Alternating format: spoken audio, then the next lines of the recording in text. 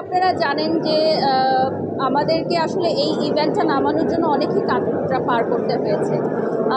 এখন যেহেতু award function অনেক বেশি হয়, সো ডেফিনেটলি আমাদের বাইফা অ্যাওয়ার্ডসটা কীভাবে প্রথম সারিতে যাবে বা কেন মানুষ এটাকে স্মরণীয় করে রাখবে, এইটার জন্য আমাদের অনেক কাজ করতে হয়েছে। Thanks to our full team and celebrities performers এবং বেস্ট উইশেস টু দি নমিনিজ। আসলে হার জিত তো থাকবেই, কেউ কেউ পুরস্কার পাবে, কেউ কেউ বা এবছর পাবে না, নেক্সট ইয়ার পাবে। সো বাইফা অ্যাওয়ার্ডসের নমিনেশনস পাওয়াটাও এখন অনেক আর্টিস্টদের কাছে একটা স্বপ্নের মতো। এই জায়গাটা আমি যখন জানতে পেরেছি আমার কাছে খুব ভালো লেগেছে যে আমাদের এখানে অ্যাওয়ার্ড পাওয়াটার চেয়েও নমিনেট হওয়াটাও অনেক আর্টিস্ট, ডিরেক্টরস এবং যারা হচ্ছে শিল্পাঙ্গনে আছে তাদের একটা ড্রিমের মতো।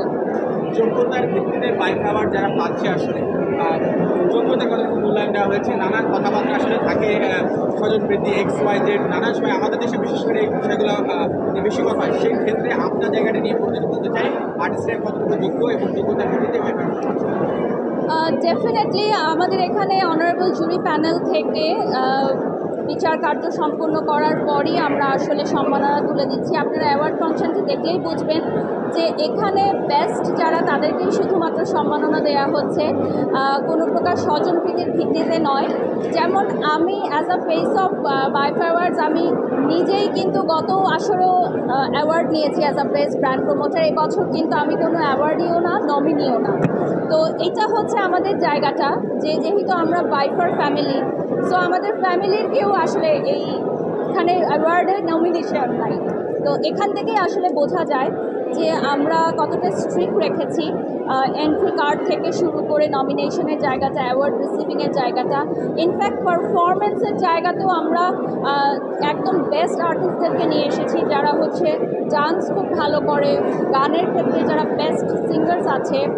আপনারা দেখেছেন আজকে আজীবন সম্মাননারও একটা আয়োজন রয়েছে, তো আশা করি ভালো লাগবে।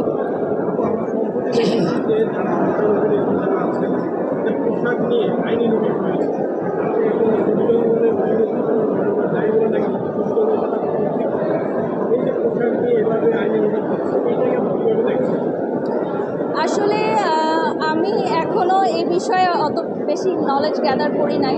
সো যেহেতু বাইফা অ্যাওয়ার্ডস নিয়ে এই বিগত দিনগুলোতে অনেক বেশি ব্যস্ত ছিলাম, আমি আমার লাইভ প্রমোশনের কাজগুলো আসলে স্টপ রেখেছি বাইফা অ্যাওয়ার্ডসের জন্য। অনেক মিটিং ছিল আমাদের এবং অনেক প্রি প্রোডাকশনের কাজ ছিল। সো যে বিষয়টা আপনি উল্লেখ করলেন ওই বিষয়টা আসলে আমি সত্যিই জানি না। আমি যদি জানতে পারি তাহলে অবশ্যই ফিডব্যাক দিই।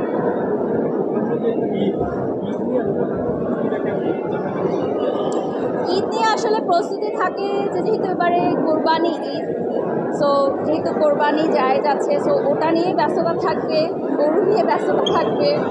আর এবার ইচ্ছা আছে একটু বাচ্চাকে নিয়ে ঘুরতে যাওয়ার কোথাও, তো এইটাই আর কি প্ল্যানিং, আর তেমন কিছু নেই।